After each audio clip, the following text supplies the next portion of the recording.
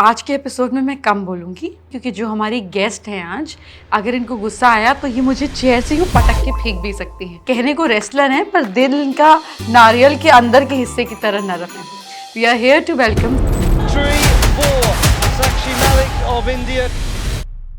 लोग मैनिफेस्टेशन की बात करते हैं कि जो हम सोचते हैं वो हम पा लेते हैं। जब मैंने कुश्ती शुरू की और मैं मेरे हस्बैंड से मिली, उन्होंने मुझे बताया कि तू द सीक्रेट बुक पढ़। मैंने ये महसूस किया कि मैनिफेस्टेशन का काम तो तेरे साथ बहुत पहले से होता आ रहा है। करेक्ट। प्रधानमंत्री जी अपने एथलीट को जाने से पहले भी मिलते हैं। मैं लाइन में थी और सबसे हाथ मिला रहे थे, उन्होंने हाथ मिला के बोला तू मेडल लाएगी पक्का। मुझे भी पर्सनली ऐसा लगता है कि हमारे प्रधानमंत्री को पूर्वाभास की क्षमता है। कंट्रोवर्सीज क्यों रही तुम्हारे आसपास?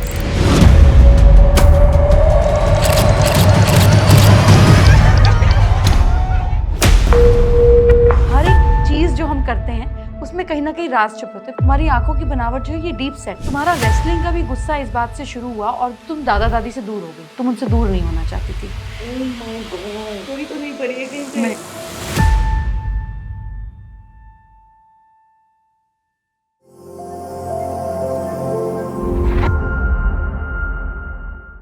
हमारे साथ हैं हमारे देश की बेटी जिन्होंने भारत को इतना गर्व महसूस कराया। She is amazing in her field. We are here to welcome Sakshi Malik with us. Thank you so much Sakshi, आप आई, आपने समय निकाला। तो जब आप इस कुश्ती में आपने डिसाइड किया ना, कैसे ये शक्ति रियलाइज हुई आपको? ये शक्ति शुरुआत बचपन में ना, मैं गांव में दादा दादी के पास पली बड़ी हूँ और वही बात है, जब माता पिता से दूर होते हैं तो बच्चा थोड़ा सा शरारती हो जाता है। तो मैं थोड़ा सा ऐसे शरारती थी, खेलना कूदना, गली के लड़कों के साथ गिल्ली डंडा खेलना और बैट बॉल खेलना। तो मुझे ना शुरू से ही स्पोर्ट्स एक्टिविटीज़ में बहुत मज़ा आता था। और फिर स्कूल में भी कोई भी अगर स्पोर्ट्स एक्टिविटीज़ होती तो मुझे पार्ट लेना ही था, चाहे वो कुछ भी हो, टेबल टेनिस हो, भागना हो, ताकत का कोई खेल हो, तो मैं पार्ट लेती थी। फिर शुरुआत में मेरा इंटरेस्ट बना, उस समय ना वो क्रिकेट बहुत ज़्यादा चलता था और Sachin sir, Sehwag sir opening के लिए आते थे तो पूरी फैमिली ऐसे बैठ जाती थी कि ओपनिंग पे आएंगे, अभी देखते हैं ये जो है 90s के बच्चे बड़े अच्छे से समझ पाएंगे, क्योंकि उस टाइम बहुत ज़्यादा क्रेज़ था।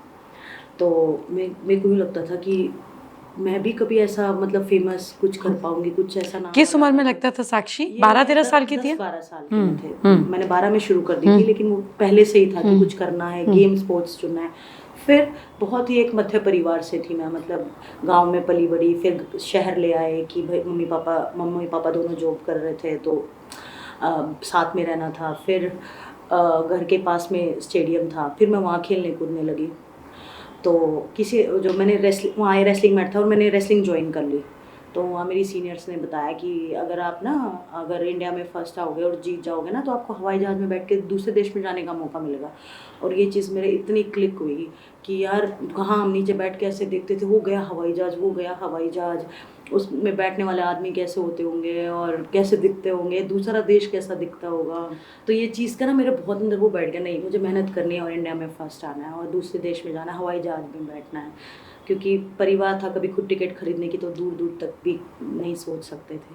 तो मेरी जर्नी वहाँ से स्टार्ट हुई। तो जब आपने सोचा कि ये हवाई जहाज़ में बैठने वाले लोग कैसे दिखते होंगे या मैं कभी बैठ पाऊँगी नहीं बैठ पाऊँगी, तो कभी सोचा था कि बैठोगी और इतना हवाई जहाज़ में घूमोगी? नहीं, बचपन में गांव में खेलते कूदते थे, बहुत ही ज़्यादा मध्य परिवार से थे। अब तो बाद में तो मम्मी पापा दोनों जॉब पे थे तो सिचुएशन ठीक होती चली गई, लेकिन शुरुआत में तो गांव में वही भैंसों के साथ खेलना, वो जो वहाँ हमारे जोड़ बोलते हैं, जो पूरा सा तालाब होता है, भैंसों को वहाँ पानी पिलाने जाना, तो उस तरीके के माहौल में मैं रही। तो भैंसों को भी धक्का वक्का मारती थी आप?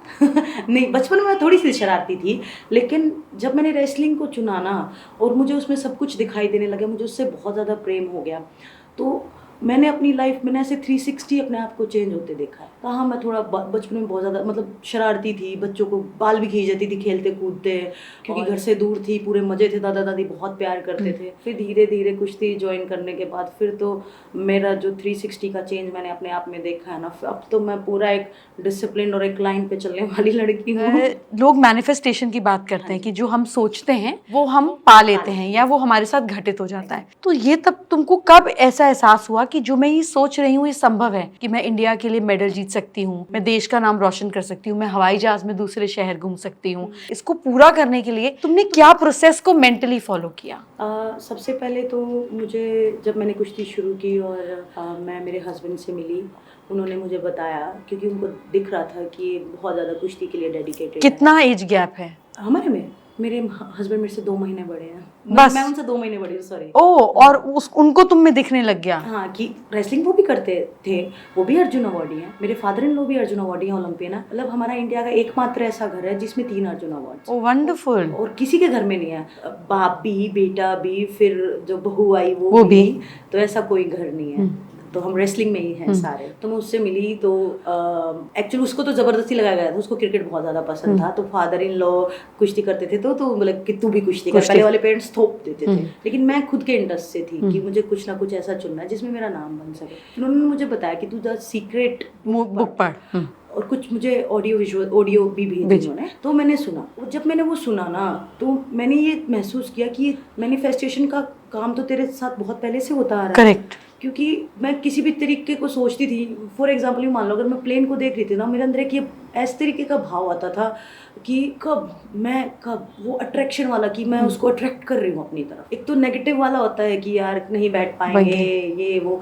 एक वो दूसरे तरीके का भाव होता है कि यार कब ये तो होना ही है, बस कब ये तो होना ही है, कब। तो ऐसी छोटी छोटी बहुत घटना पहले घटी हुई थी। मैंने बताया हम बहुत मध्य परिवार से थे, मैं और मेरा भाई ना ऐसे ही ड्राइंग करते थे और पेंट करते थे कि देखो ये मम्मी, क्योंकि हम सब एक छोटे घर में रहते थे, ये मम्मी का पापा का कमरा, ये गेस्ट रूम, ये तेरा रूम, ये मेरा रूम, और हम ड्राइंग बनाते थे। और आप विश्वास नहीं मानोगे, कुछ ही सालों बाद ना एग्जैक्टली वैसा ही घर बन के खड़ा हुआ। और जब तक मैंने बुक नहीं पढ़ी थी, फिर मुझे रियलाइज हुआ कि ये चीज़ें तो तेरे साथ होती हैं, और मैंने उस बुक के साथ फिर और ज़्यादा कनेक्ट करना शुरू कर दिया। फिर तो जो मेरा एक्चुअल में जो सपना था ना, मैंने उसके लिए काम करना शुरू कर दिया। मैं दिन रात लिखती थी। और क्या लिखती थी साक्षी? कि मैं एक ओलंपिक मेडलिस्ट हूँ। वाह। और कि मेरे हाथ में इंडियन फ्लैग है, मैं ओलंपिक विलेज में खड़ी हूँ, और मैंने ड्राइंग भी बनाई हुई है कि मेरे हाथ में ओलंपिक का मेडल है। हालांकि वो और ये किस सन में बनाई? ये मैंने बनाई थी 15 के शुरुआत में। और जीती कब? मैं 16 के ऑलमोस्ट एंड में, अगस्त में। ओह वंडरफुल। डेढ़ साल के अंदर। 15 की शुरुआत में सत्यवत ने मुझे बताया कि ऐसे ऐसे है। फिर वो 1.5 साल मैंने काम किया और मुझे सिर्फ कुछ नहीं दिखता था। मैं, आप विश्वास नहीं मानोगे, आजकल तो यूँ है कि चलो बहुत सारा फ़ोन है, सोशल मीडिया, डिस्ट्रैक्शन है, शादीज़ है, पार्टी। मैं अपनी लाइफ के ना रिलेटिव्स की शादी पार्टीज़ या किसी भी बर्थडे पार्टी में कभी नहीं गई। मेरे को बस यूँ था कि मेरी ट्रेनिंग मिस नहीं होनी चाहिए। मुझे अगर 4 बजे की ट्रेनिंग है तो मुझे 4 से पहले ही पहुँचना है। मतलब वो चीज़ आज भी एग्जांपल बताते हैं कि साक्षी एक ऐसी लड़की है कि इतने सालों तक, आज तक वो लाइन अप मतलब जब क्लास शुरू होती है तो कभी लेट नहीं हुई। फिर मैंने इतना करना शुरू कर दिया। मैं सोती थी तो ना ये सोच के सोती थी कि हाँ मैं ओलंपिक पोडियम पे हूँ, मेरे हाथ में इंडियन फ्लैग है और मैं रन कर रही हूँ। और मैं इस तरीके से सोचती थी कि मुझे एक्चुअल में वो फील हो जाता था और मेरे अंदर गूस बम्स आते थे। मैं मान लेती थी कि हो गया, और वो एक्चुअल में वो। तो जब ये हुआ साक्षी, जब आप वहाँ थी और आपके हाथ में इंडियन फ्लैग था और आपके हाथ में मेडल था, तब आपको कैसा आभास हुआ कि मुझे तो पता ही था, या और गूज़बम्स आए, या लगा कि ये सच है कि मैं वापस से सपने में हूँ? नहीं, उस समय ना एक तो बहुत ज़्यादा मिक्सअप फीलिंग होती है। और मैं मात्र 23 साल की थी और मेरा पहला ओलंपिक्स था। मुझे था ये होगा, पर मुझे ये नहीं पता था ये इतना जल्दी होगा कि मेरा लॉ ऑफ अट्रैक्शन इतना तगड़े तरीके से काम करेगा। हालांकि मेहनत है, बहुत सारी चीज़ें हैं काम कर, मतलब जिन्होंने काम किया है, बहुत सपोर्ट लगता है फैमिली का, फ्रेंड्स का, कोचेस का, लेकिन वो इतना जल्दी काम किया ना। वो पहले ही ओलंपिक्स में गई, वो पहले में ही मेडल आ गया। लेकिन था, मुझे होगा, यूँ था कि अपना बेस्ट करना है इस ओलंपिक्स में, इस ओलंपिक्स में नहीं तो अगले ओलंपिक्स में मेडल हो। इतना मैंने कुश्ती से प्यार और इतना आप पे मैंने अपना भरोसा जता लिया था कि मैं एक ओलंपिक मेडलिस्ट बनूंगी। तो वो था मेरे अंदर। तो जब ये मिला तब कैसी फीलिंग थी, लाइक उस समय, उस मोमेंट में बहुत जने ये क्वेश्चन करते हैं और ना मैं कभी इसका जवाब नहीं दे पाती। ये फीलिंग ना मतलब बिल्कुल कभी भी वर्ड्स में डिस्क्राइब नहीं कर सकते, क्योंकि उस समय ना मैं रो रही हूँ और खुशी भी इतनी ज़्यादा है, और वो ना मिक्सअप फीलिंग इतनी हो जाती है। आपने मेरी अगर वीडियो देखी हो तो एक समय पे तो मैं हंस रही हूँ, चिल्ला रही हूँ, फिर दूसरे ही मोमेंट में रो रही हूँ। फिर वो ऐसा अपना बच्चे को हाथ में देखकर भी होता है ना है ना, सिमिलर फीलिंग। जब लगता है कि इतना पेन और मतलब और फिर ये फीलिंग, मतलब it's so much like as if you created something जिसके अंदर पेन भी था, स्ट्रगल भी थी, खुशी भी थी, इंतजार भी था, और लगता था finally you know it's like कि मतलब अब ये कॉमा है, अब अगला क्या है बाद में देखेंगे. This is so much to rejoice in it. I know relief बहुत कि जो इतने टाइम से देख था अंदर था वो अब हाथ में है, तो वो भी बहुत बढ़िया फीलिंग थी. इमोशनल भी होता है उस समय पे और खुशी भी मिलती है. तो फिर जब आप ओलंपिक्स जीती तो आप किसके साथ मिलकर आपको ऐसा लगा कि मुझे बहुत अच्छा लगा और मुझे बहुत इंस्पिरेशन मिली? मुझे आज भी याद है, प्रधानमंत्री जी अपने एथलीट को जाने से पहले भी मिलते हैं और आने के बाद भी मिलते हैं. तो जब मैं गई तो मैं लाइन में थी और सबसे हाथ मिला रहे थे, गुड लक बोल रहे थे, क्योंकि हमें ओलंपिक्स में जाना था. पता नहीं क्या ऐसा महसूस हुआ, क्या दिखा, उन्होंने हाथ मिला के बोला तू मेडल लाएगी पक्का. और वो बात इतनी इंट्यूशन प्रधानमंत्री जी की कि हाथ मिलाकर आपको तब बोला गेम में जाने से पहले कि तू तो पक्का मेडल लाई. पक्का मेडल लाएगी. और एक्चुअल में हम 3 लड़कियां गई थी, मैं, बबीता फोगाट और विनेश. और सबसे ज़्यादा चांसेस विनेश और बबीता के थे. मेरा लीस्ट चांस था क्योंकि उन्होंने बहुत पहले कुश्ती शुरू की थी, वो एक्सपीरियंस ज़्यादा थी, मेडल भी मेरे से ज़्यादा थे पहले, तो उन पे उम्मीदें ज़्यादा थी. लेकिन ये बात सिर्फ मुझे बोली गई, तो वो इंट्यूशन था, वो क्या था, मैंने सर को बताया जब मेडल जीत के आए, जब वो मिले कि मैं सर आपने ऐसा बोला था. उनको याद था? वो हाँ बड़ा शायद याद ही होगा. लेकिन उस समय बहुत सारे बच्चे मिल रहे थे क्योंकि ओलंपिक में कितने बड़ा कंटिजेंट जाता है, तो सब लोग मिल रहे थे. आई थिंक पता नहीं याद होगा या नहीं होगा, लेकिन उन्होंने बहुत अच्छा रिस्पॉन्स दिया कि बहुत अच्छा किया आपने. मुझे भी पर्सनली ऐसा लगता है कि हमारे प्रधानमंत्री को पूर्वाभास की क्षमता है. मतलब कभी कभी कोई इंसान होता है कि वो गिफ्टेड होता है, ईश्वर की कृपा कहेंगे, रहमत कहेंगे, जहाँ आपके मुंह से बातें निकल जाती है. ये नहीं कि आपका बोला हुआ सच हो जाता है, जो घटित होना होता है ईश्वर आपके मुंह से निकाल देता है. सो ये कृपा के बिना संभव नहीं है, यू नो. एक्चुअल में क्योंकि मैं बताया कि और बहुत ज़्यादा मेडल होप्स थे, पर उन्होंने मुझे हाथ मिलाया और ये चीज़ बोली. तो वो मैंने इंटरव्यूज़ में भी बोला काफ़ी बार कि आज मिल के आए. प्रधानमंत्री जी ने क्या बोला कि ठीक है तू मेडल लाएगी पक्का, और वो एक्चुअल में सही हुआ. तो ये ईश्वर कभी कभी ऊपर से वो नीचे तो आ नहीं सकते, तो किसी के कान में कोई बात बोल देते हैं, किसी से साइन दिला देते हैं, कहीं कोई अंदर फीलिंग दे देते हैं, किसी के थ्रू आइडिया करा देते हैं, मदद करा देते हैं. वो कैसे ऑपरेट करेंगे? वो हम ही के जरिए ऑपरेट करते हैं. So this is his way of saying कि बेटा हिलना नहीं, you know it is being said, which is so beautiful. ईश्वर ऐसे ही काम करते हैं. तो आपने मुझे बताया कि आपने अपना सिग्नेचर भी चेंज किया, और एक समय था जब आप थोड़ा हार रही थी और आपको लगा कि सब कुछ परफेक्ट है, तो मैं कुछ एक्सटर्नल बदल लेती हूँ. तो आपका न्यूमरोलॉजी में काफ़ी विश्वास है. तो साक्षी आपने अपने नाम में भी कुछ चेंजेस किए कि नहीं? हाँ, मैंने अपने सिग्नेचर चेंज किए है, और जैसा कि उसको ऊपर किया, ऊपर किया और लाइन डाला और 2 डॉट डाला. तो ये चेंज कर आपने इसको 24 बार रोज लिखा. 24 बार मैंने बहुत. कौन से कलर की पेन से लिखा? Green, blue. और जब ये लिखा तो उसके कितने समय बाद आपको लगा कि चीज़ें बदल रही हैं? वो तुरंत फील नहीं हुई क्योंकि मैं तो डेली ट्रेनिंग करती थी, पहले भी करती थी, कंसल्ट करने के बाद भी करती थी, और मैं करती रहती थी. लेकिन मुझे उस दिन एहसास हुआ जब मैं जीती, क्योंकि मैं लगातार 1.5-2 साल से इंडिया में ही हार रही थी. मतलब मैं अपने वेट में 10 साल चैम्पियन रही, मैं हैवी वेट वाली लड़कियों को भी आराम से हरा लेती थी, और फिर मैं अपनी वेट वाली लड़कियों से हार रही हूँ. मुझे रीज़न समझ नहीं आ रहा था. माँ हैं, अपने पेरेंट्स हैं, तो बोलते हैं तेरी कुंडली दिखा लेते हैं, क्या प्रॉब्लम आ रही है. तो उन्होंने अपना कार्य किया, मैंने न्यूरोलॉजिस्ट का कार्य किया, काम किया कि सिग्नेचर चेंज करते हैं. I personally believe in it, क्योंकि जो आपकी सक्सेस है ना, work hard till your signature becomes your autograph.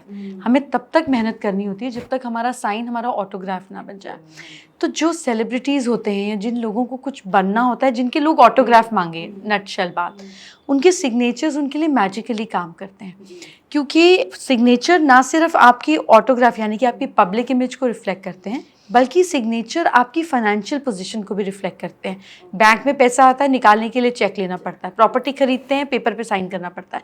तो फाइनेंशियल वर्ल्ड सिर्फ आपका सिग्नेचर ही समझता है. और जिस दिन आप अपने सिग्नेचर को अपनी इच्छा अनुसार और सही पैटर्न से ले जाते हो, उस दिन आप अपने ब्रेन में एक नई वायरिंग क्रिएट कर लेते हो कि ये चाहिए और ये समझ में आएगा. जैसे अगर आप मेरे घर की सीढ़ी से नीचे उतर रहे हो और हर सीढ़ी पे पीली पट्टी लगी हो, तो आपको समझ आ जाएगा ना कि मुझे ध्यान से देख के उतरना है, यहाँ कुछ आँख से ओझल हो सकता है।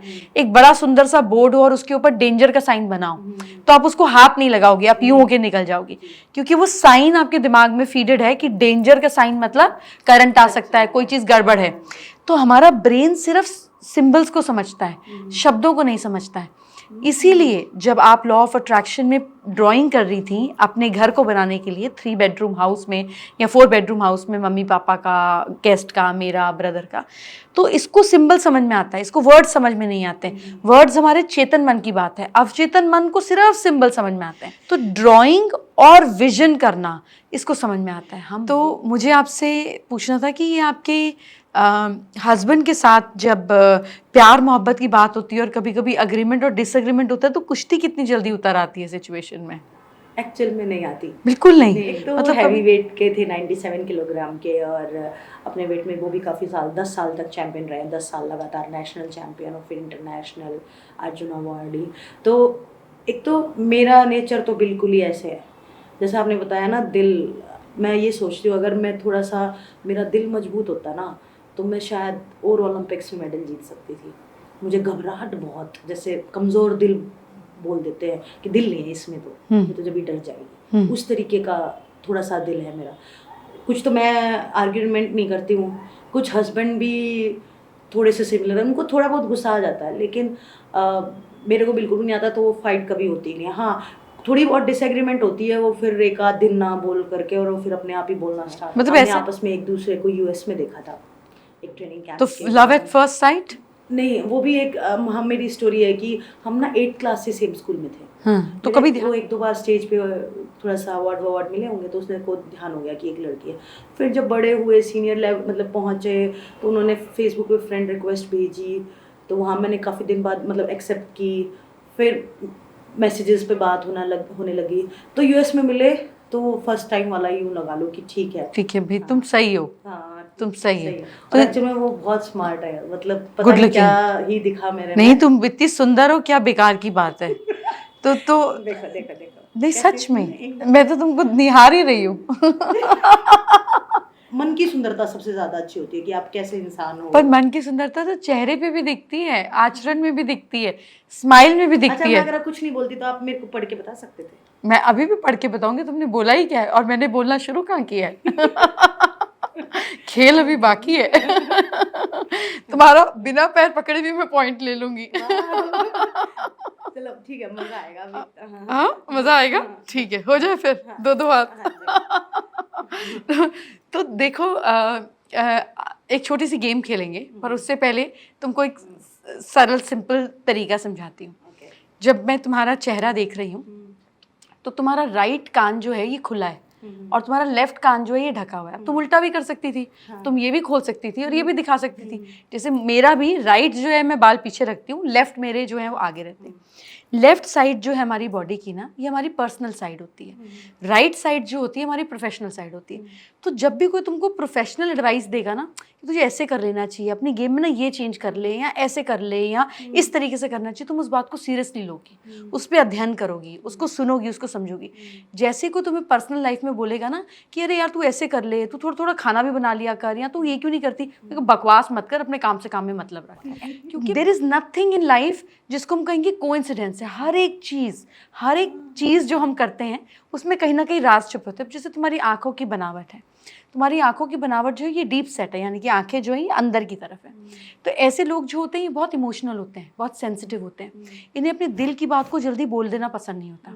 तुम्हारा रेसलिंग का भी गुस्सा इस बात से शुरू हुआ और तुम्हारा एग्रेशन इतना बड़ा क्योंकि तुम दादा दादी से दूर हो गई, तुम उनसे दूर नहीं होना चाहती थी। Oh my God. तो जो तुम अपने दादा दादी के साथ समय बिताना चाहती थी और ना तुम्हारे मम्मी पापा इस बात को समझ रहे थे, पहले तुम दादा दादी के साथ एडजस्ट नहीं हुई, बड़ी मुश्किल तुम्हारा दिल लगकर एडजस्ट होने लगी, तुम्हें प्यार हो गया उस जगह से और वो फट तुम्हें उखाड़ कर लेकर आ गए वहाँ से निकालने के लिए। स्टोरी तो नहीं पढ़ी है कहीं पे? नहीं, मेरी कोई बात नहीं है, तुमने बताया भी नहीं होगा किसी को। तो वो तुमको इतनी इरिटेशन थी कि अपनी मर्जी से डाल जाते हैं, अपनी मर्जी से उठा के ले आते हैं, ये कोई तरीका हुआ? तो वो गुस्सा जो आता था वो तुम्हारे पापा मम्मी के पंचेस थे जो बेचारे तुम्हारे ओपोनेंट्स को पढ़ रहे होते थे, क्योंकि इतना एग्रेशन था कि मेरी ज़िंदगी का डिसीजन कोई और कैसे ले सकता है, मुझे कब जाना है कब नहीं जाना है, ऐसे थोड़ी ना चलेगा।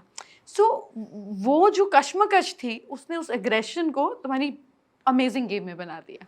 मतलब ये दादा दादी वाली बात बोली ना, उनके लिए तो जैसे आपने बताया ना, मैं बहुत ज़्यादा सेंसिटिव हूँ।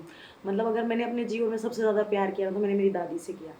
क्योंकि वो माँ रही तुम्हारी, हाँ। गले लग कर लेकर, कहानी सुनाने से लेकर, हर दिल की बात सुनने से लेकर, हमेशा वही रहा कि दादी ही माँ है, मतलब मदर तो माँ थी नहीं। और अगर कोई कश्मकश तुमने अपनी मदर को दादी के करते हुए भी देख ली तो तुम्हारी इरिटेशन और बढ़ी कि ये क्या तरीका है। एक्चुअल में यही होता था, फ्राइडे सैटरडे संडे ले जाते थे, फिर स्कूल जाना होता था तो उखाड़ लाते थे, और वो इतना दिक्कत करती थी ना। मैं भागी भी हुई हूँ घर से। मुझे पता था कि ना आज लेने आएंगे ना मुझे, मैं कहीं घर किसी गांव में दूसरे के घर जाके छुप जाती थी कि बताना मत, मुझे लेके जाएंगे घर पे वापस। तो ये तुम्हारी रेसलिंग की जो पेन थी उसने तुम्हारी गेम को एक्सीलेंट किया, उसने तुम्हारी अंदर के पेन को ताकत में निकाल के बाहर किया। तो कभी कभी हमारा इमोशनल होना और हमारी सिचुएशन हमारी प्रतिभा को निकालता है ना। जैसे सोना अगर तपेगा नहीं तो बात कैसे बनेगी। तो वो ईश्वर को तो पता है ना कि किसके लिए क्या फ्यूल काम करता है। अभी अगर डीजल की गाड़ी में पेट्रोल डाल दोगे तो गाड़ी बंद हो जाएगी। तो इमोशनल आदमी के लिए जब तक इमोशनल पेन नहीं आती उसकी गाड़ी बंद हो जाती है। तो तुम्हारे लिए पैटर्न बहुत ज़रूरी था, तुम्हारे लिए दिक्कत बहुत ज़रूरी थी। दादी ने ओलंपिक्स देखा हाथ में कि नहीं देखा? नहीं देखा। उनको एक्चुअल में अस्थमा हो गया था लास्ट क्लास में। तुम्हारी दादी की शक्ल तुम्हारी बेटी से मिलती? एक्चुअल में पता है, मेरे फैमिली को पता है कि मैं बहुत ज़्यादा प्यार करती हूँ, और मुझे पता है क्या बोलते हैं, मेरी दादी का नाम चंद्रावली था, तो बोलते हैं ये चंद्रावली आई है मुझे खुश करने के लिए, क्योंकि उनको पता है कि मैंने अपनी लाइफ में मेरी दादी जितना प्यार मैंने किसी से नहीं किया। हाँ योशिदा है, बेटी है, लेकिन वो तो कुछ अलग ही सिस्टम था। मुझे नहीं पता वो क्या कनेक्शन था क्या नहीं था। और हस्बैंड भी खुश करने के लिए बोल देते हैं कि चंद्रावली आ गई भाई, चंद्रावली आ गई। तो वो तो बड़ा होके पता चलेगा। लेकिन अभी योशिदा की ज़्यादातर शक्ल जो है पापा पे है, थोड़ा थोड़ा यहाँ से मेरे पे है, तो मिक्स मिक्स मिक्स सी लगती है। तो दादी की फोटो घर में लगाई है? मेरे वाले घर में, इन-लॉज रोहतक में वाले? नहीं। हाँ, इन-लॉज में नहीं है। मतलब ये रेलवे भवन वाले घर में, रेलवे हाउस वाले घर में नहीं है? नहीं। ये तो कभी मतलब ये तो हम यूँ मानते हैं कि काम का एरिया है हमारा। वीकेंड्स पे हम घर भाग जाते हैं क्योंकि रोहतक चले जाते हैं। हाँ, वहाँ हमारा खुद का अखाड़ा है, और वही बात है, कुश्ती से प्रेम है, तो वहाँ फ्राइडे सैटरडे संडे तो बच्चों को ट्रेन करते हैं? हाँ, मैं खुद ट्रेन करती हूँ, खुद लग के भी कराती हूँ। जो लड़कियाँ हैं, क्योंकि अभी मतलब कुछ बड़ी लड़कियाँ हैं जिनको पार्टनर नहीं मिलता, मैं उनका पार्टनर बन जाती हूँ, उनके मैचेस भी कराती हूँ। तो मैं पूरी फुल ऑन ट्रेनिंग करती हूँ, फुल ऑन ट्रेनिंग करवाती हूँ। कंट्रोवर्सीज क्यों रही तुम्हारे आसपास? और जब ये कंट्रोवर्सी रही जहाँ तुमको लगा कि सेक्सुअल हरासमेंट, क्योंकि कांटेक्ट का गेम है और ये बड़ी नेचुरल टेंडेंसीज हैं जहाँ पर आदमी बैड टच और बैड गुड टच में सिर्फ जिसके साथ घटित होता है वही बता सकता है। अगर आप किसी ऑपोजिट सेक्स से ट्रेनिंग ले रहे हो जो कांटेक्ट की गेम है, तो मतलब ये सिर्फ दो जने जान सकते हैं कि क्या सही है और क्या गलत है। तीसरा आदमी आकलन लगा सकता है लेकिन उसका कोई हिसाब किताब नहीं हो सकता। तो जब तुमने आवाज़ उठाई सेक्सुअल हरासमेंट की, तो तुमको पता था तुम क्या कर रही हो और इसके रेपरकशंस क्या हुए? बिल्कुल पता था, क्योंकि जिसके खिलाफ हम आवाज़ उठा रहे थे ना, वो वही मान लो कि बहुत बड़ा गुंडा और बहुत पावरफुल आदमी। मतलब वो 3-4 हज़ार करोड़ का तो वो आदमी, उसके पर्सनल हेलीकॉप्टर्स और पता नहीं क्या क्या, MP रहा यूपी से 5 बार, तो मतलब बहुत पावरफुल था। और हमें पता था, जब हमने डिसाइड किया तो हमने ये सोच के डिसाइड किया था। और हमने कितनी लड़कियों ने डिसाइड किया? शुरुआत में जैसे हमने किया, बाद में तो बहुत सारी लड़कियां जुड़ी। विनेश फोगाट है जो अभी ओलंपिक्स में गई, 100 ग्राम से उनका वो रहेगी। बजरंग पुनिया ओलंपिक मेडलिस्ट, और भी बहुत लड़कियां थी जूनियर जिनके साथ लेटेस्ट हरासमेंट हुआ था, तो वो भी जुड़ी हमारे साथ। तो हमने एक साथ सोचा कि अब हम जाके बैठेंगे प्रोटेस्ट पे। तो पता था, सब पता था कि करियर भी जा सकता है, जान भी जा सकती है, घर वालों को भी परेशानी आ सकती है, जॉब भी जा सकती है, सब कुछ पता था। लेकिन वो उस समय पे ना मन में आ गया कि नहीं, जो हमारे साथ हुआ, सही रेसलिंग तो ये है ना, हाँ, जो हमारे साथ हुआ वो आगे नहीं होना चाहिए। क्योंकि लेटेस्ट ही लड़कियों ने बताया था कि ऐसे ऐसे जूनियर वर्ल्ड चैंपियनशिप में, और दीदी ऐसे ऐसे हुआ। तो सिर्फ बैक टच करते थे या पूरा सेक्सुअल अब्यूज होता था? मैंने अपनी बुक में मेंशन किया, मेरी बुक द विटनेस करके है, तो मैंने अपनी स्टोरी भी बताई कि एक्चुअल में क्या हुआ था। तो वो पूरा ही ट्राई करते थे, मतलब और लड़कियों के साथ उनकी अलग स्टोरीज थी, उन्होंने मेरे साथ भी हैरेसमेंट करने की कोशिश की, लेकिन मैं कैसे वैसे करके मैं निकली और बची। और फिर वो मेरे साथ हुआ था 2011 में। तब तो बहुत छोटी थी बहुत तुम। छोटी थी मैं। तो छोटियों पे ही तो ट्राई होती है, बड़ी तो मैच्योर होती है, थप्पड़ वप्पड़ मार दे, किसी को बता दे। बच्चा जो जॉब पे नहीं है, जो अपनी करियर की शुरुआत पे है, उसी वहीं से तो होगा। कितने साल की थी तुम मैं साक्षी? थी ऑलमोस्ट 18 साल की, 18-19 साल की। हाँ, सब ऐसा ही था। और शुरुआत में तो जैसे लालच भी देता था फ़ोन पे प्रेसिडेंट 5 बार का MP कि मैं तेरा करियर बना दूंगा, supplement, sponsorship, this and that. और मुझे अच्छा नहीं लगता था मुझे कभी भी कि। और फिर 11 में हुआ और फिर मुझे ये चीज़ भूलने के लिए काफ़ी समय लगा। मैं अपने पेरेंट्स या अपने कोचेज़ को हमेशा साथ रखती थी, कैसे तैसे करके उसको समझ में आ गया कि ये तेरे तरीके की लड़की नहीं है। और ये कहीं एक तो थे कि मैं किसी के बारे में गलत नहीं बोलना चाहती, कोई दब के वो करके शायद एग्री भी हो जाती होंगी लेकिन उसको कहीं ना कहीं समझ में आ गया था कि नहीं, ये हाथ नहीं आएगी, ये हाथ नहीं आएगी।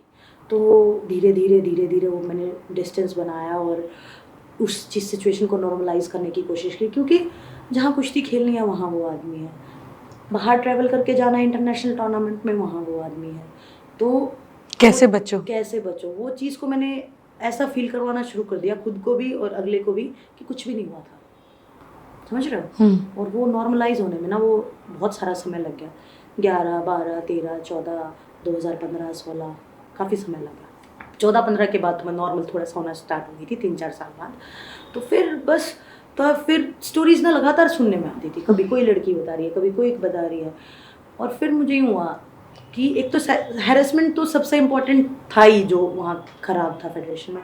उसके बाद स्पॉन्सरशिप, बच्चों को जो स्पॉन्सर्स मिलते थे उनको डायरेक्ट बच्चों तक नहीं जाने देना, पहले खुद की पॉकेट में आएगा, देन ही विल डिसाइड कि मैं किसको कितना दूंगा अपनी सुविधा के अनुसार, जो उसकी बात मानेगा। इतना पैसा होने के बाद भी, मतलब एक तानाशाह का नाम हम उसको दे सकते हैं कि वो एक तानाशाह के रूप तो जब में। भी प्रोटेस्ट किया तो उसके साथ क्या हुआ? मतलब उसको बाहर निकाला गया? एक्चुअल में ना देखो, हमारी लड़ाई सिर्फ एक ही आदमी से थी और है, जो कि कोर्ट में चल रहा है अभी केस। हम 6 लड़कियों का केस चल रहा है। हमने जैसे एक पॉस्को भी था, जो एक छोटी लड़की भी थी, तो हमने FIR करवाया और तब उस पर कोई इतना कार्रवाई नहीं हो ना। पॉस्को में तो तुरंत जाओ, गिरफ्तार करो एंड देन आगे की कार्रवाई शुरू होगी। लेकिन मुझे नहीं पता उसकी क्या पहुंच थी, क्या अप्रोच थी, तो वो को उसको कभी पकड़ा ही नहीं गया। हाँ, केस चला गया, प्रेसिडेंट के पद से हटाया गया, ये सारी चीज़ें हुई।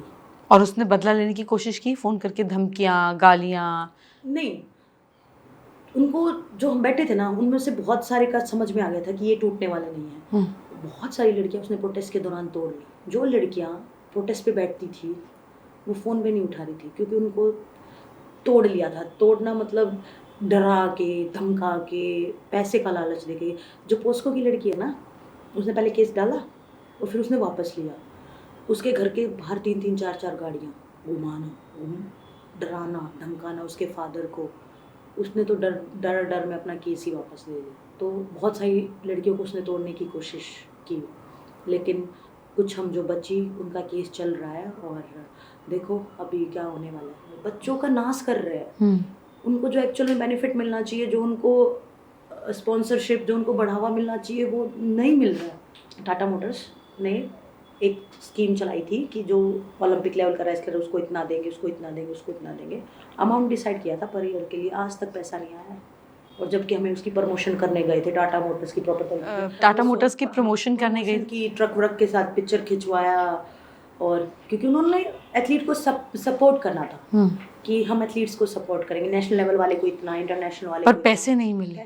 वो सब पॉकेट में। तो अब जब ये प्रेसिडेंट के पद से उनको निकाला गया और ये सब कुछ हुआ, उसके बाद भी नहीं लगा कि वो तो पैसे तो दो, वो हिसाब किताब का है? कौन पूछ रहा है? कौन पूछ रहा है? सब बहुत सारी लड़कियां कॉल करती थी फेडरेशन में, सर हमारा अमाउंट नहीं आया। पर खेल मंत्रालय है, कैबिनेट मिनिस्टर्स हैं, तुम प्रधानमंत्री जी से मिली हो, वहाँ तक क्यों नहीं गई? देखो प्रोटेस्ट था तो हम तो बार बार यही अपील कर रहे थे कि प्रधानमंत्री जी हमारी सुनवाई की जाए, जो गलत है फेडरेशन में ऐसे आदमियों को हटाया जाए और एक प्रॉपर अच्छी फेडरेशन डाली जाए।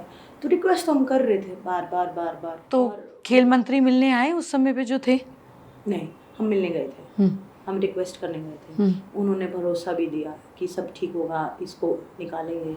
लेकिन वही बात है, फिर इलेक्शंस हुए और उसी का याद में आया, क्योंकि उसको तो इलेक्शन लड़ने से ही मना कर दिया गया था। फिर उसी का याद में यूँ है कि बदलाव एकदम नहीं होता, वो धीरे धीरे होता है। मतलब आज हमने आवाज़ उठाई है, फिर और आवाज़ उठाएंगे और वो फिर बदलाव होगा। तो यूँ है, फेडरेशन में पूर्ण तरीके से बदलाव नहीं आया, लेकिन हुआ। जो कैंप लड़कियों के लखनऊ लगते थे, उसका घर बिल्कुल पास में था। रात में जो हमारे मेल फिजियो थे उनको पता चला, उन्होंने कंप्लेंट किया, रातों रात उसको कैंप से निकाल दिया। उन्होंने तो लड़कियों को जैसे गाड़ी ऐसे बेचते हुए भी देखा है कि तुम आ जाओ बैठ के। हाँ। तो लखनऊ था तो बदलाव हुआ है। वो लखनऊ कैंप नहीं लगता लड़कियों का, दिल्ली कैंप लगता है, वहाँ से पीछा छूटा। कहाँ लड़कियाँ, ज़्यादातर जो कुश्ती की लड़कियाँ वो हरियाणा दिल्ली के आसपास की हैं। ट्रैवल करके जाओ, तुरंत रेल में सीट भी नहीं मिलती है, खड़े होके जाओ, बैठ के जाओ, रिजर्वेशन नहीं मिलती एट ए टाइम। तो वो तो बदलाव हुआ। अभी दिल्ली है, बीच का एरिया है, आराम से आती हैं लड़कियाँ, ट्रेनिंग करती हैं। तो बदलाव हुआ, काफ़ी बदलाव हुए हैं। और वही बात है कि केस चल रहा है, केस जीतेंगे तो सबको और समझ में आएगा, अच्छे तरीके से बदलाव हुआ। तो कौन से कोर्ट में केस चल रहा है? सुप्रीम कोर्ट में। और जो रेबेका जोनस जो है वो हमारा केस देख रही है।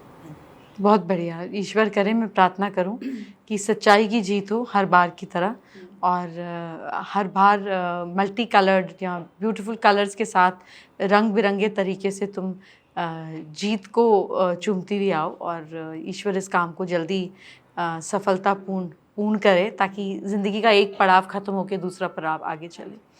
सो मुझे बताओ कि अब जब तुम इस पड़ाव पर हो कि तुम और लड़कियों को ट्रेन करती हो, बाकी चीज़ें करती हो, तो और क्या सोचा है और कैसे कंट्रीब्यूट कर सकती हो देश के लिए, अपने फील्ड के लिए, अपने प्रेम कुश्ती के लिए, कैसे और इस चीज़ को आगे करोगी? मैंने बताया कि हमारा खुद का अखाड़ा है, और मैं वीकेंड्स पे वहाँ जाती हूँ और मैं अपना बेस्ट देती हूँ। मतलब मुझे आज भी जाके वहाँ उतना ही सुकून मिलता है जब मैं खुद एक्चुअल एक्टिव एथलीट थी और मुझे कहीं कंपटीशन खेलने का था। आज मैं बच्चों को सिखाने जाती हूँ, वही सुकून मिलता है, और उसी चाव से जाती हूँ मैं सिखाने। तो कोई बच्चा नेशनल चैंपियन की तरफ जा रहा है? ओलंपिक में गई थी निशा लेटेस्ट। तुम्हारी सिखाई हुई? हाँ, हमारे अखाड़े की लड़की, और रेसलिंग में 68 किलोग्राम में ओलंपिक्स में गई थी, और मेडल के बहुत नज़दीक थी, लेकिन वो शोल्डर डिसलोकेट हो गया उसका। उसकी भी अगर वीडियोस देखी होंगी आपने, अगर थोड़ा बहुत ओलंपिक्स फॉलो किया तो काफ़ी लड़कियां अच्छी निकल रही हैं। तो वो सबसे पहले कोशिश रहती है। दूसरी, मेरा हमेशा से ही है कि मुझे स्पोर्ट्स से जुड़े रहना है। मैंने जैसे बताया कि मैं नॉर्दर्न रेलवे का स्पोर्ट्स देखती हूँ, और यहाँ मैं बच्चों को रोज़गार देने का काम करती हूँ। नॉर्दर्न रेलवे में बहुत सारे स्पोर्ट्स हैं। अभी तक मैंने यूँ मान लो 7-8 बच्चे कुश्ती में भर्ती कर लिए, उनको रोज़गार दिया। मतलब टैलेंट स्काउट करती हूँ कि ये हमारे रेलवे इसको ज़्यादा मेडल्स दे सकता है, ये इंडिया को ज़्यादा मेडल्स दे सकता है, तो वो बच्चा मैं भर्ती कराती हूँ। बहुत सारे स्पोर्ट्स हैं, बैडमिंटन हुआ, क्रिकेट हुआ, हॉकी हुआ, तो सारे स्पोर्ट्स में स्काउट करती हूँ, और अच्छे बच्चों को, बेहतरीन बच्चों को जॉब देती हूँ, और कि वो उनको थोड़ा बहुत सहारा लगे और आगे जाके वो अपने देश का जो है मतलब नाम रोशन करें, मेरी तरह ओलंपिक्स तक पहुँचे।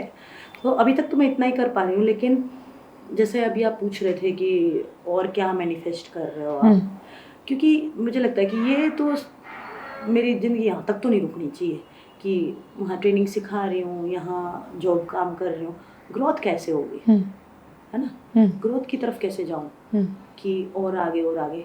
तो बस मैं यही मैनिफेस्ट करती हूँ कि कहीं अच्छी जगह मेरे जैसे एक्सपीरियंस रेसलर को मौका मिले, किसी अच्छी जगह पे बैठने का, कि मैं किसी टूर्नामेंट में जाऊँ, या किसी कोई भी कमेटी हो जैसे गेम्स की या ओलंपिक्स की, उसमें बैठ पाऊँ, अपना एक्सपीरियंस बता पाऊँ, सिस्टम को थोड़ा बहुत ठीक कर पाऊँ। हालांकि कोई आइडिया नहीं है। पॉलिटिक्स का क्या विचार है? नहीं, वो मेरे, अगर आपने इतना बड़ा मेरे व्यवहार से लगता है कि मैं पॉलिटिशियन बन सकती हूँ। नहीं, व्यवहार से आदमी पॉलिटिशियन नहीं बनता, बहुत स्ट्रॉन्ग होना पड़ता है मौके से नहीं। पॉलिटिक्स में सब तरीके के लोग होते हैं, और स्ट्रॉन्ग हो जाने के बाद होते हैं, पहले कौन होता है मालूम नहीं। जैसे जब आप घड़े को उठाते हो और कच्ची मिट्टी से खेलते हो, तो आपको थोड़ी ना पता होता है कि एक दिन ये इतना पक्का हो जाएगा कि तप कर पक कर ये इतनी देर पानी को अपने अंदर समेट लेगा या पिघलेगा नहीं। तो पॉलिटिक्स तो आदमी को खाने के बाद हाँ, मतलब वो जैसे भगवान होता है ना कि एक तरफ घड़े को अंदर से संभालता है और बाहर से थप्पड़ मारता रहता है, तो पॉलिटिक्स ऐसे आपको अंदर से अपने आप को संभालना पड़ता है और बाहर का माहौल आपको थप्पड़ मारता रहता है। तो ये है, पर मुझे ऐसा लगता है कि कहीं ना कहीं कोई ना कोई राह इस तरह से जरूर जुड़ेगी, क्योंकि जो सिस्टम को बदलने की चाह है ये बहुत कम लोगों के अंदर होती है। सबको लगता है मेरी ज़िंदगी ठीक पैटर्न पे आ जाए, आगे क्या चल रहा है मेरा कोई लेना देना नहीं। वो बात नहीं है आप में। नहीं, मेरा एक्चुअल में है, जैसे अब की बार ओलंपिक्स हुए ना, तो मैं ओलंपिक्स के उसमें कमेंट्री सेशन में थी, रेसलिंग का मैं कमेंट्री कर रही थी। तो वहाँ सब पूछते थे कि कितने मेडल हो पाए, तो मुझे था अभी तक हमारे 6 मैक्सिमम आए हैं 2012 में, हाँ जी 6 मैक्सिमम आए हैं। तो मैं बोल रही थी अभी बार डबल डिजिट में जाएंगे हम, 10 से ऊपर मेडल है। और मेरे को इतनी वो थी कि हाँ 10 से ऊपर आएंगे, लेकिन वो फिर 6 पे रुक गए। कुछ कमियां, कुछ फोर्थ रह गए, कुछ थोड़ी थोड़ी मिस्टेक से हार गए। तो मुझे उस चीज़ का भी बड़ा दुख लगा, विनेश के लिए दुख लगा। एक मेडल तो, एक तो गोल्ड चला गया हमारे हाथ से वेट ना आने की वजह से। तो बस यही है कि काम करूं मेरी तरह, क्योंकि अभी तक मैं ही इकलौती मेडलिस्ट हूँ रेसलिंग में लड़कियों में। चाहती हूँ कि ज़्यादा से ज़्यादा लड़कियाँ जो हैं रेसलिंग में जाएँ और ज़्यादा लड़कियाँ हैं, क्योंकि मेरे रेसलिंग के मेडल के बाद ना हरियाणा में बहुत सोच बदली है। मतलब पहले तो बोलते थे कैसे लड़कों वाले खेल में डाल दिया, अभी पेरेंट्स अपने बच्चों को खेल में डालते हैं, ये नहीं देखते लड़कों का है लड़कियों का है, तो खुल के साथ देते हैं, मुझसे बात करते हैं कि आपकी तरह बनाएंगे, कैसे करें, क्या डाइट खाएं, कैसे ट्रेनिंग करें। तो बहुत सारी डाइट से मुझे याद है, आपकी डाइट कैसी रहती थी तब और अब? तब तो यूँ था कि जैसे कंपटीशन अगर बहुत दूर है ना तो चीट वीट भी चल जाता था, जैसे एक आधी बार बाहर का या फिर छोला भटूरा खा लिया, आलू पूड़ी खा लिया। मेनली तो जैसे हमारा चीट में तो ये रहता था कि चूरमा हलवा। क्या बात। हाँ, क्योंकि कंपटीशन बहुत दूर है, वेट मैनेजमेंट की कोई दिक्कत नहीं है। जैसे कंपटीशन नज़दीक आता है तो वेट मैनेजमेंट करना पड़ता है, मतलब घटाना पड़ता है। तो क्या करते हैं वेट घटाने के लिए, आम लोगों को भी बताएं। वो आम लोगों के लिए हमारा वाला प्रोसीजर फॉलो नहीं होगा। हमें तो क्या है, वेट घटाया, अगले दिन वेइंग इन दिखाया और तुरंत प्रॉपर और एग्जैक्ट, और मतलब बहुत सोच समझ के इतना हेल्दी खाना पड़ता है। हेल्दी यानी कि हम फिर चॉकलेट भी खाते हैं, हम घी भी खाते हैं कि रिकवरी ऐसे फास्ट हो जाए। मतलब घी पी भी लेते हैं? पी भी लेते हैं। हाँ। घी तो बहुत अच्छा है, अगर आप खाली पेट गाय का घी पियोगे तो वो, तो फिर हमारा वेट जो है, एथलीट का वेट मैनेजमेंट डिफरेंट है। आम लोगों को तो कंसिस्टेंसी पे काम करना पड़ेगा, डेली प्रॉपर अपनी डाइट बनाओ, एक आधी बार चीट चल जाएगा, ट्रेनिंग करो, कोई दिन में एक समय तो ट्रेनिंग के लिए निकालो, चाहे कोई भी फिजिकल एक्टिविटी हो। लेकिन एथलीट का डिफरेंट है, हम ऑफ ट्रेनिंग बहुत खाते हैं पीते हैं, भर भर के ट्रेनिंग करते हैं, भर भर के बादाम पीते हैं। मतलब इतने बादाम है ना मुट्ठी में, इन सब का तो हम रगड़ के पानी पी जाते थे एक बंदा, तो उसमें कितना प्रोटीन, रगड़ा कुंडी रगड़ा, वो बादाम रगड़ा, तो वो था। फिर कंपटीशन के नज़दीक बिल्कुल सोच सोच के पत्तों पे आ जाओ, बॉइल्ड एग्स पे आ जाओ, सिंपल सिर्फ दाल पे आ जाओ, बॉइल्ड वेजिटेबल्स पे आ जाओ, पानी मैनेजमेंट पे आ जाओ कि आज दिन में सिर्फ कंपटीशन के 2-3 दिन रह जाते थे कि इतना पानी लेना है, आज इससे ज़्यादा पानी शरीर में नहीं जाएगा। और जबकि ट्रेनिंग दोनों टाइम करते थे हम, क्योंकि वो धीरे धीरे बॉडी से पानी का भी एक्स्ट्रा निकालते थे कि वेट प्रॉपर तरीके से हमारा आ जाए। और फिर कंपटीशन चला जाता था तो फिर खाते थे 2-4 दिन अच्छे से, फिर कंपटीशन आता था। तो एथलीट का तो ऐसे ही चलता है। तो जब आप कंपटीशन में जाती थी तो कोई प्रार्थना वार्थना भगवान से करती थी? देखो वही बात है, डर में ज़्यादा भगवान याद आ जाते हैं। एक्चुअल में हर टाइम ही आने चाहिए कि ठीक है अच्छा करो, जब क्यों नहीं आते हैं। बिल्कुल। तो जब दुख में सिमरन सब करे, सुख में करे ना कोई, जो सुख में सिमरन करे तो दुख का एको आए। तो जब कोई टफ कुश्ती आ जाती थी ना तो ऐसे होता है। किस भगवान को याद करती थी? हमारे मेनली रेसलिंग में हनुमान जी को बहुत माना जाता है। अच्छा। ऐसे उनका विजुअल नहीं आता था, लेकिन बस ये होता था भाई आप तो उड़ पड़ के कहीं पे कुछ भी कर लेते हो और इतने ताकतवर हो, तो थोड़ी सी ताकत मुझे भी दे दो, 2-4-5%। बस ऐसे ही आता था भगवान जी। सो छोटा सा हमारे यहाँ पे एक छोटा सा नियम है कि अतिथि देवो भव। तो हमारे लिए जो गेस्ट आता है ये ईश्वर का ही रूप होता है, और मुझे ऐसा लगता है कि ईश्वर अपने ही रूप से अपनी ही ज़ुबानी मुझे माध्यम बनाते हुए कुछ बातें निकाल लेते हैं जो लाखों लोगों के काम आ जाती है। तो उस भाव को रिस्पेक्ट करने के लिए अब the small gift for you. Usually मैं निकाल के देती हूँ, पर क्योंकि आप रेसलर हो तो मैं बिल्कुल कुछ चेष्टा नहीं करूँगी। तो आप खोलें और देखें कि क्या है आपके लिए। इसको ऐसे खोलेंगे अभी हम। ये खूबसूरत फूल आपके बालों में लगा के भेजूंगी। कभी लगाए हैं बालों में फूल? हाँ, किसी मतलब इवेंट में या फिर एक कोई बार शादी वादी मालदीव होगी। घूमने गए थे तो वहाँ वो पिक्चर के लिए। ओ वाह, सो गुड, निकालो। बहुत प्यारा है। तुम्हारी थोड़ी थोड़ी एक्सरसाइज भी कराएं। प्लीज बैठो। बहुत बढ़िया। तो हमने सही सोचा सोचा आपने, मेरे को कि exact- आपके अखाड़े में हमें हनुमान जी देने चाहिए कि अब जो हम 6 के आंकड़े पे हैं, ये 10 के आंकड़े पे लाने की क्षमता और शक्ति ईश्वर आपको दें। और एक छोटी सी चीज़ आपके घर के लिए है, क्योंकि अब घर पे हमारे पास बच्चे भी हैं और हमें स्टेबिलिटी भी चाहिए, हमें ग्रोथ भी चाहिए। तो अब अपनी रेसलिंग क्षमता को दिखाते हुए उसको एक हाथ में रख के दूसरे हाथ से निकाल के दिखाएं। ओह शाबाश।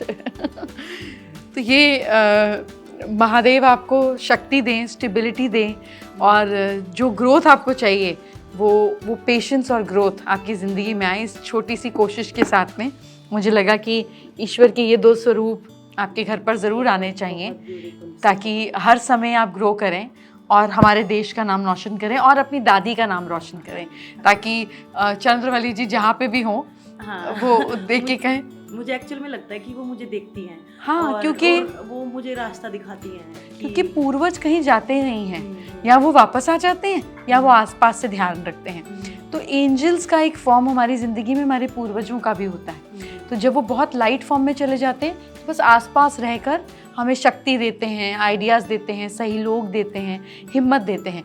और जब उनका वापस दिल कर जाता है तो घूम कर आ जाते हैं। यही सोल्स हमारे आसपास रहती हैं, यही चली जाती है, फिर घूम के आ जाती हैं। यही खूबसूरती है जीवन की। तो आज जाने मन पर आपने अपने मन की जो बातें हमारे साथ शेयर करी और अपनी हिम्मत शेयर करी। और सिर्फ मन आपका ताकतवर नहीं है, खूबसूरत है और नरम है। ये खूबसूरत कॉम्बिनेशन आपके साथ रहे और आपके बाल हमेशा ऐसे खूबसूरत लहराते रहे। हाँ, बहुत प्यारे हो। Thank you so much for coming and thank you so much for being part of this. May you make us proud again and always. Thank you. Thank you.